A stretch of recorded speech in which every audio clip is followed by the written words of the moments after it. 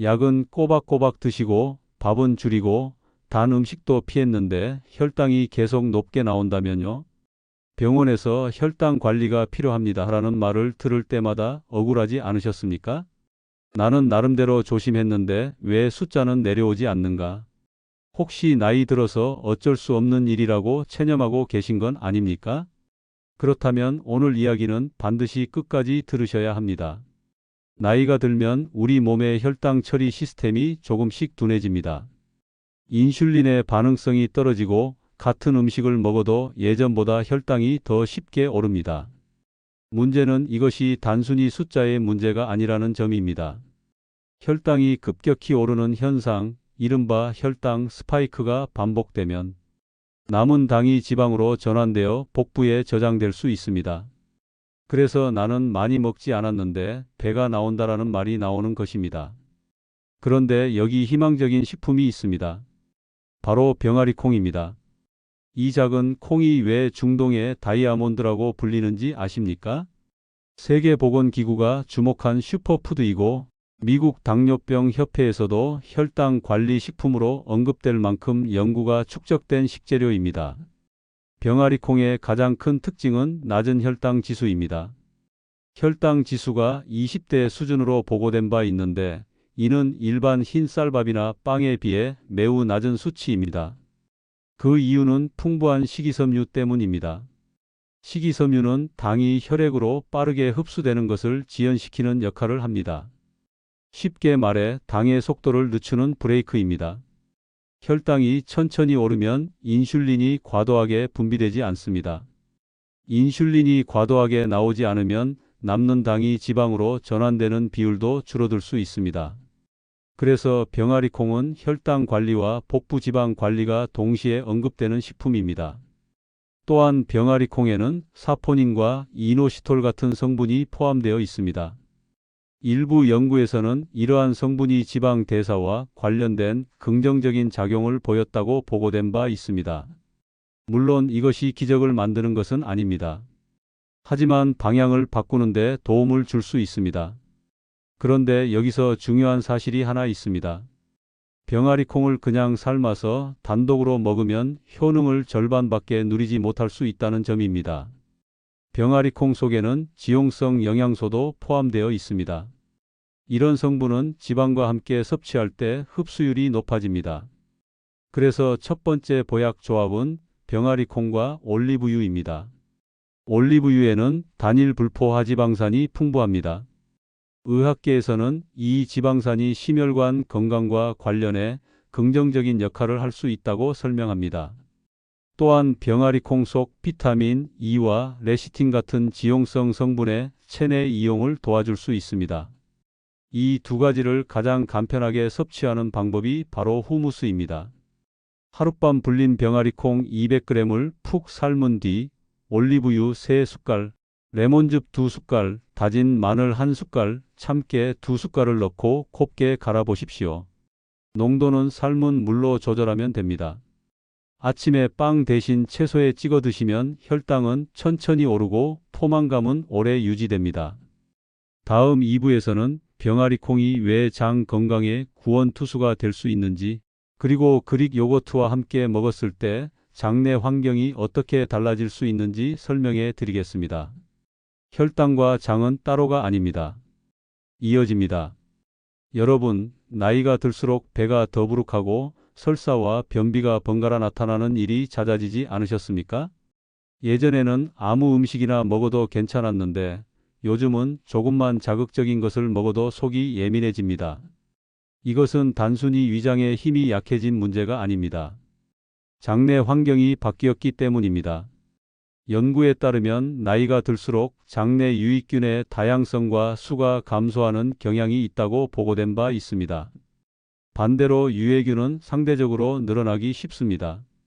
이렇게 균형이 깨지면 장 점막이 약해지고 염증 반응이 쉽게 일어날 수 있습니다. 이 상태가 지속되면 면역력까지 영향을 받을 수 있습니다.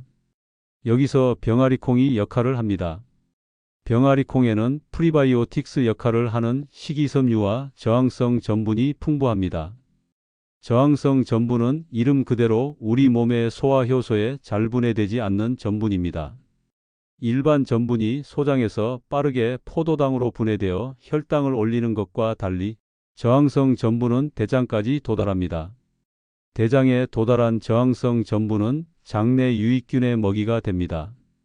유익균은 이를 발효해 푸티르산과 같은 짧은 사슬 지방산을 생성합니다. 의학계에서는 푸티르산이 장 점막 세포의 에너지원이 되며 염증 완화와 장벽 기능 유지에 도움을 줄 수 있다고 설명합니다. 쉽게 말해 병아리콩은 장을 안에서부터 수리하는 재료를 공급하는 셈입니다. 그런데 여기에 한 가지가 더해지면 효과는 배가 될 수 있습니다. 바로 그릭 요거트입니다. 병아리콩이 유익균의 먹이라면 그릭 요거트는 살아있는 유산균을 직접 공급하는 역할을 합니다. 특히 무가당 그릭 요거트는 단백질 함량이 높고 당이 적어 혈당 부담이 적습니다. 병아리콩과 그릭 요거트를 함께 먹으면 어떤 일이 일어날까요? 병아리콩 속 저항성 전분과 식이섬유가 장내 유익균의 증식을 돕고 요거트의 유산균이 직접 장으로 들어와 균형을 맞추는 이중 구조가 만들어집니다. 장 점막이 튼튼해지면 독소가 혈류로 스며드는 것을 줄이는 데 도움을 받을 수 있습니다. 일부 연구에서는 이러한 장벽 기능 개선이 전신 염증 감소와 연관될 수 있다고 보고된 바 있습니다. 또 하나 중요한 점은 포만감입니다. 병아리콩의 식이섬유는 포만감을 오래 유지시켜줍니다. 그릭 요거트의 단백질은 근육 유지에 도움을 줄 수 있습니다. 근육이 줄어들면 기초 대사량이 떨어지고 혈당 조절도 어려워집니다. 그래서 이 조합은 단순한 장 건강식단이 아니라 혈당과 체중을 동시에 고려한 전략입니다. 간단한 레시피를 말씀드리겠습니다. 삶은 병아리콩 150g을 충분히 식힌 뒤 무가당 그릭 요거트 200g 위에 올립니다. 레몬즙 약간과 소금 한 꼬집으로 간을 맞추고 방울토마토와 오이, 파프리카를 곁들입니다. 마지막으로 올리브유를 한 바퀴 둘러주십시오. 아침 식사로 드시면 장과 혈당이 동시에 안정되는 느낌을 경험하실 수 있습니다. 다음 3부에서는 병아리콩과 달걀이 만나면 왜 혈당 조절, 빈혈 예방, 기억력 관리까지 이어질 수 있는지 설명해 드리겠습니다. 혈관과 뇌까지 연결되는 이야기입니다. 계속 이어집니다. 여러분, 당뇨는 단순히 혈당 숫자만의 문제가 아닙니다. 혈당이 오래 높게 유지되면 혈관이 손상되고 그 결과 심근경색과 뇌졸중 위험이 증가할 수 있습니다. 또한 미세혈관이 손상되면 신장과 눈, 신경에도 영향을 줄 수 있습니다. 그래서 당뇨를 침묵의 질환이라고 부르는 것입니다. 겉으로는 괜찮아 보여도 안에서는 조용히 진행될 수 있기 때문입니다. 그렇다면 우리는 무엇을 할 수 있을까요?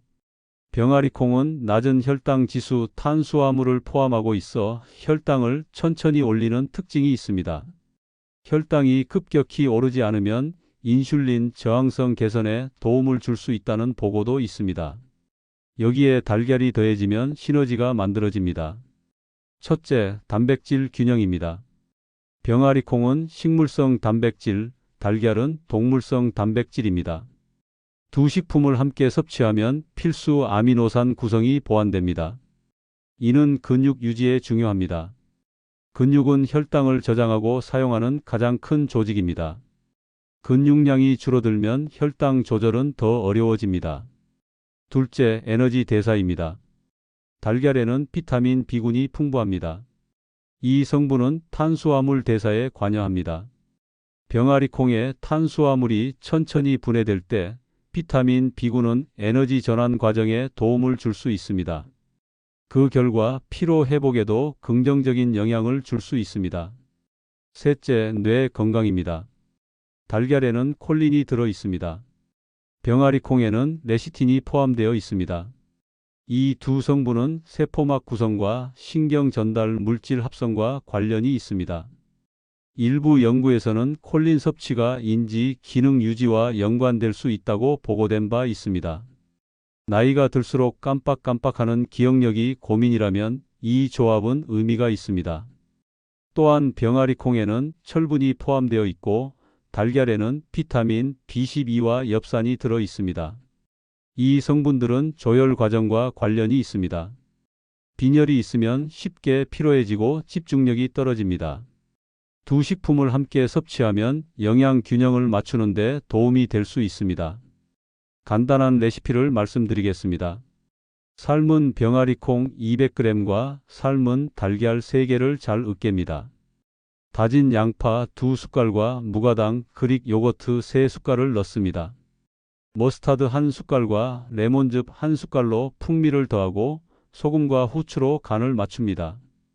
통밀빵에 올려 샌드위치로 드시면 아침 한 끼로 충분합니다. 혈당은 급격히 오르지 않고 단백질은 충분히 공급됩니다. 이제 마지막 4부에서 오늘 내용을 전체적으로 정리하고 병아리 콩을 단순한 반찬이 아니라 전략 식품으로 활용하는 핵심 원칙을 말씀드리겠습니다. 혈당, 장, 뇌, 체중. 이 모든 것이 하나의 식탁에서 연결됩니다. 계속 이어집니다. 여러분, 이제 한 가지 중요한 질문을 드리겠습니다. 왜 나이가 들수록 같은 음식을 먹어도 혈당이 더 많이 오를까요? 단순히 활동량이 줄어서일까요? 그것도 이유 중 하나입니다. 하지만 더 근본적인 변화가 있습니다. 바로 인슐린 저항성입니다. 젊을 때는 인슐린이 분비되면 세포가 빠르게 반응합니다. 포도당이 세포 안으로 잘 들어갑니다. 하지만 나이가 들수록 세포 문이 뻣뻣해집니다.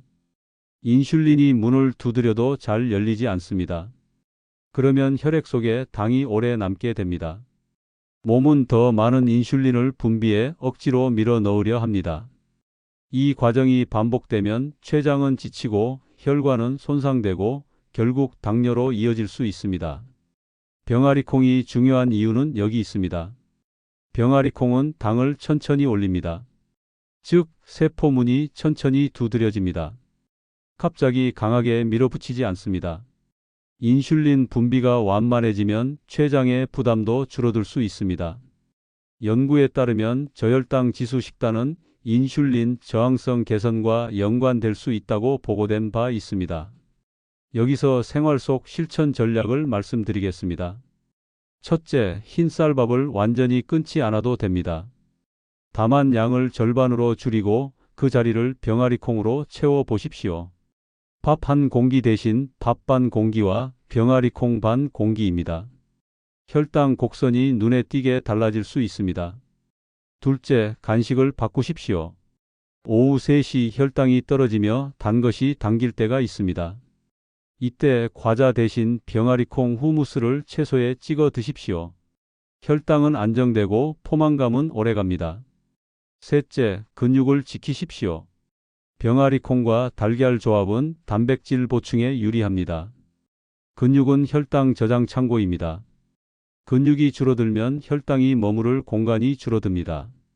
그래서 나이가 들수록 단백질 섭취가 중요합니다. 넷째, 장을 먼저 살리십시오.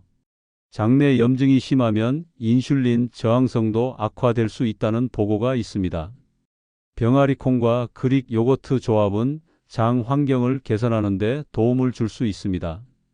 장이 안정되면 혈당도 더 안정될 가능성이 있습니다.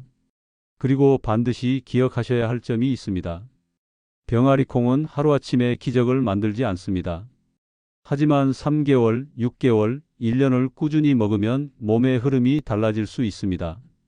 숫자는 천천히 움직이지만 방향은 분명해집니다. 여러분, 혈당 관리의 핵심은 금지가 아니라 대체입니다. 먹지 말라는 음식은 오래가지 못합니다. 대신 무엇으로 바꿀 것인가를 고민해야 합니다. 병아리 콩은 그 대체 전략의 중심에 놓을 수 있는 식품입니다. 이제 정말 마지막으로 정리하겠습니다. 혈당이 걱정이라면 병아리 콩을 삶아 두십시오. 장이 예민하다면 요거트와 함께 드십시오. 뱃살이 고민이라면 올리브유와 조합하십시오. 기력이 떨어진다면 달걀을 더하십시오. 여러분의 식탁은 약국보다 강력할 수 있습니다. 다만 방향이 필요합니다. 오늘 이 영상이 그 방향이 되었기를 바랍니다. 댓글에 이렇게 남겨주십시오. 나는 오늘부터 흰쌀 대신 병아리 콩을 더하겠습니다. 작은 선언이 큰 변화를 만듭니다. 지금까지 김어른의 생활설명서였습니다. 여러분의 혈당, 장, 근육, 그리고 활기찬 노후를 진심으로 응원합니다.